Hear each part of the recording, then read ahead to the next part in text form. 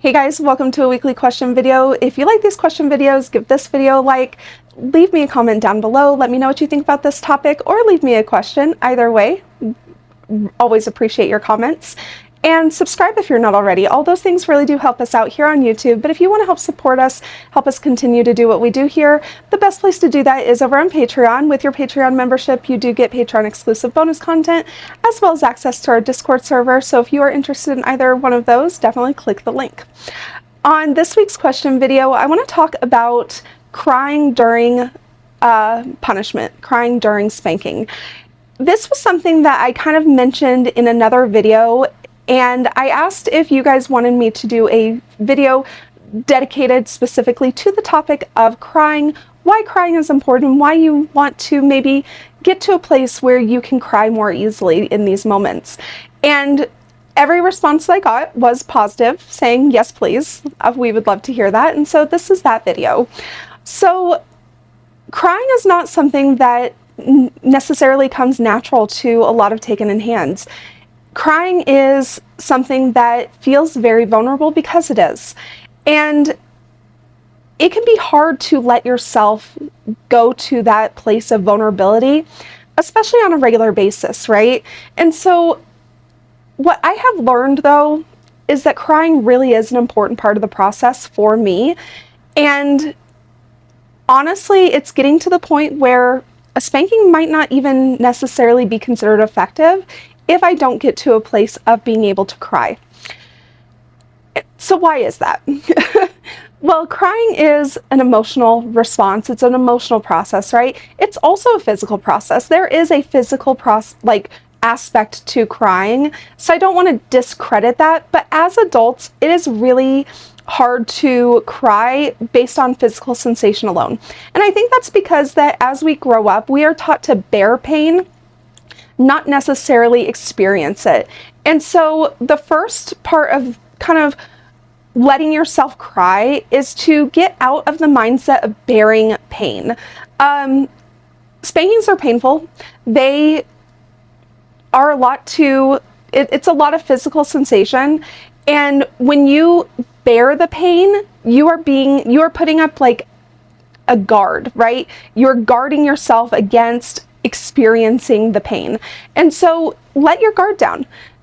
Stop trying to just kind of bear the pain of the spanking and really allow yourself to experience the pain of the spanking. When you do that, you will see a benefit in the process, because when you can really allow yourself to experience the pain of spanking, it makes it easier to learn the lesson behind why you're being spanked, right? And so really to just experience pain rather than bear it, rather than, just try to get through it, really experiencing this is painful, and also understanding I'm experiencing this as a consequence for whatever you have done, right?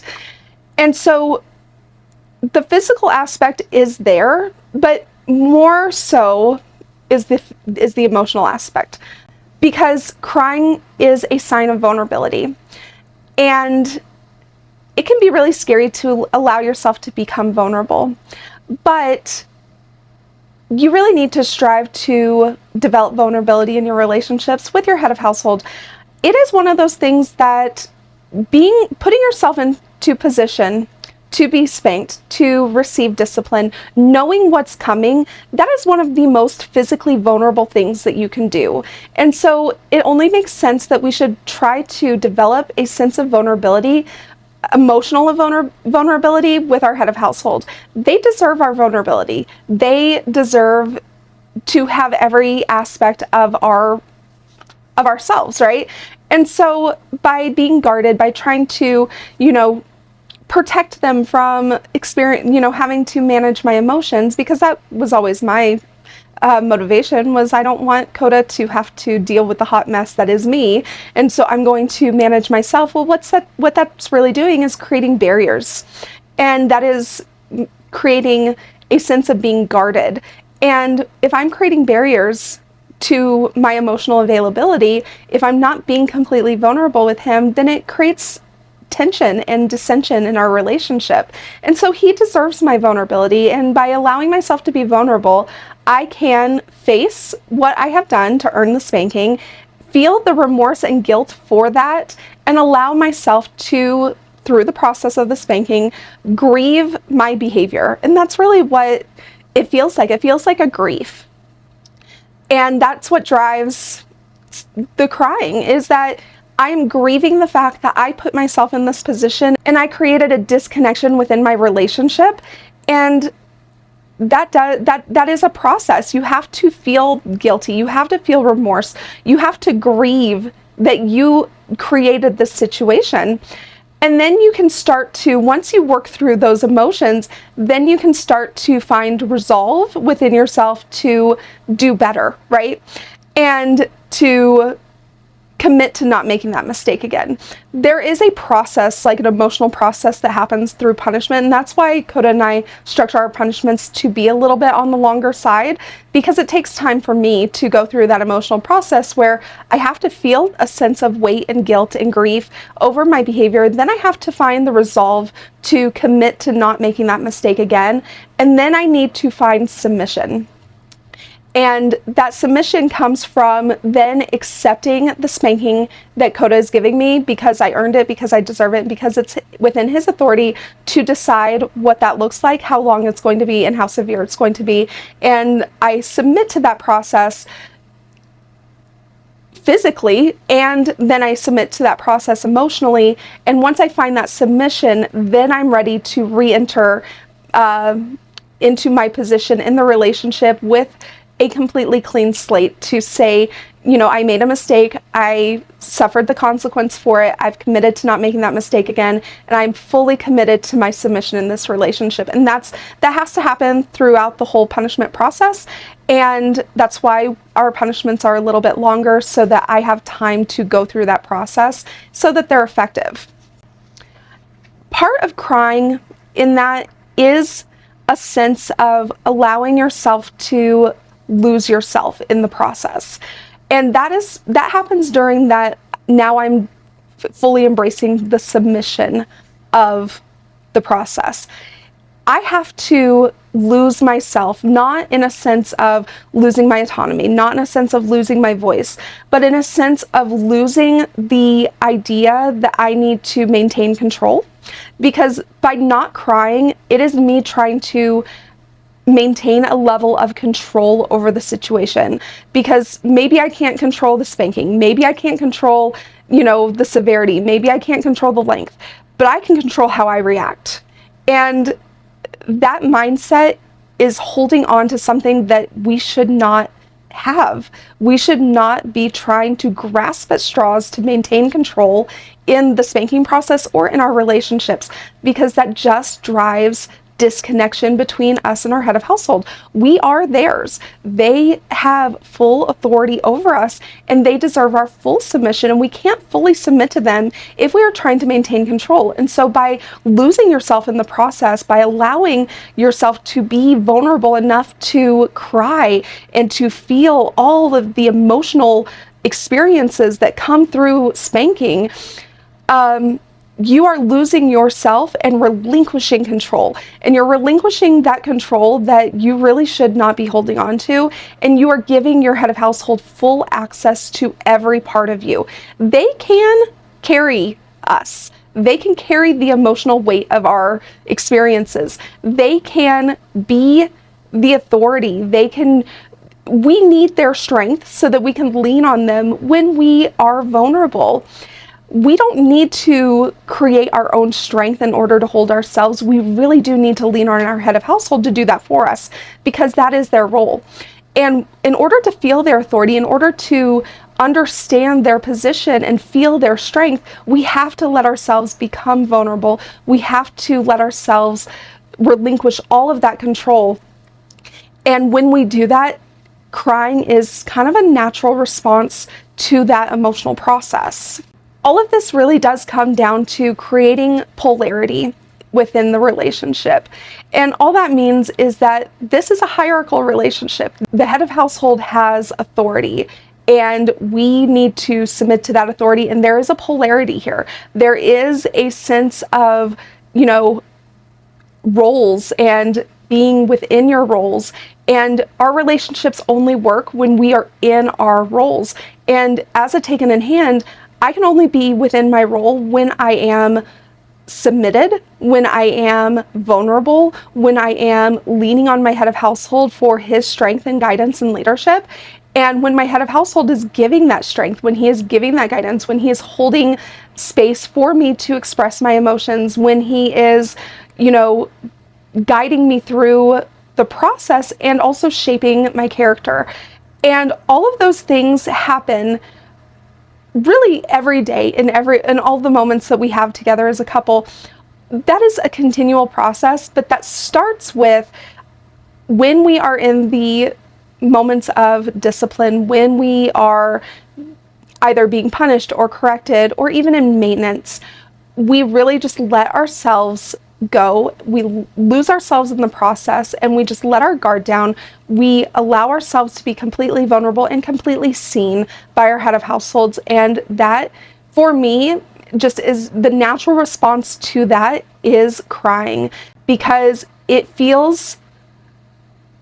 almost feels like just I've been holding on to either stress, or maybe I've been trying to hold my own emotions, and then we get into the middle of a spanking, and the physical aspect of receiving a spanking plus the emotional aspect of wanting to be vulnerable and let my head of household take all of those things from me creates this like perfect storm to really let myself cry. Crying is cathartic. Crying releases a lot of the negative emotions that we hold day to day, because no one is void of stress, and it does tend to catch up to you, which is why Coda and I have found a system where frequent maintenance and frequent planned preemptive spankings, they really have helped me be able to manage my day-to-day so much better, because I am in a habit of releasing that negativity, releasing that stress, letting him carry that emotional weight for me, and leaning into his role and into his authority. And that happens through the spanking. It happens through the process of crying, because crying is cathartic. It does release all those negative emotions. It does create a sense of peace and a sense of, you know, contentment almost, I guess, within myself, to be able to cry and just let my guard down and be seen by my head of household. Now, being seen is a very vulnerable thing. It can be scary to let somebody see the real you, the completely unedited version of you, who you are at your core. That can be really scary, but again, our head of household deserves that from us. We can trust them. They can hold that space for us, and they want to. They want that trust, they want that vulnerability, and they want to hold that space for us, because that is within their role, and it really helps them feel like they are protecting us and providing an emotionally safe environment for us when we show them that we feel emotionally safe enough to cry. And again, it's just about relinquishing that control, because for the longest time I wanted to be in control of that emotionally safe environment, because that was the only way that I could guarantee that it would be what I needed. And what I really needed to do was trust my head of household to create that for me, because by displaying that trust and allowing myself to be vulnerable and really relinquishing all of that control to him, that is when we have seen growth, and really not even growth within our relationship, but individual growth. I am a much better person. I'm a much nicer person. I'm a much softer and sweeter person to be around, now that I'm in the habit of being under authority. And Coda is a much more, you know, I don't know how to explain it. He just has this air of authority within him, confidence. He's very confident in his role and in who he is, in the position that he holds in our home. He's extremely confident, but he also understands the responsibility of what he is being asked to do as my head of household, with protecting my vulnerability, creating an emotionally safe environment for me, not being harsh towards me. He understands that those are all his responsibilities, and he accepts those responsibilities, and he does what he needs to do in order to make that a reality so that our relationship can thrive. And I've seen that change in him as well. And so all of these things really work together. Now, none of this is easy. It might be simple, it might be easy to explain, but it's certainly not easy to put into practice. It is extremely difficult, especially if you are in the habit of bearing pain and just being emotionally guarded and not letting that guard down and not letting anybody truly see your vulnerability. It's really hard to do this, and part of the process that has somewhat made it easier for us is that we talk a lot. We really prioritize and facilitate communication and connection in our relationship. And through that communication, through that connection, through spending a lot of time together, we have developed trust. I have developed trust in Coda to be able to let my guard down. But also, the other thing that has really helped facilitate this process is the intensity of my spankings. I know that my spankings are very intense. They are probably at a higher intensity than most other couples use, but that higher intensity has really driven the success of me being able to be vulnerable in my relationship, and the success of the discipline actually being effective and creating the necessary changes in our relationship that we're going for, us reaching our goals and all of that. But I can't discount the fact that when Coda started to increase the intensity, when he started to see that the intensity that he was using was pretty ineffective, that is when I started to be able to cry and be able to be more vulnerable and be able to lose myself in the process more easily and more regularly. And so all that to say, I hope that you were able to gain something from this. If you are trying to work on this, I hope that this kind of gave you something to think about, something to consider, and really something to reflect on as you try to figure out how you can allow yourself to get to the point of letting go and letting yourself cry, because it really does help. It helps spanking be more effective. It helps drive growth within the taken in hand, and it's just cathartic. It feels good to cry.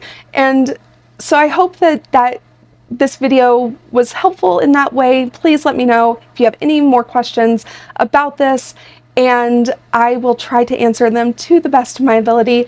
And otherwise, we will talk to you guys next time.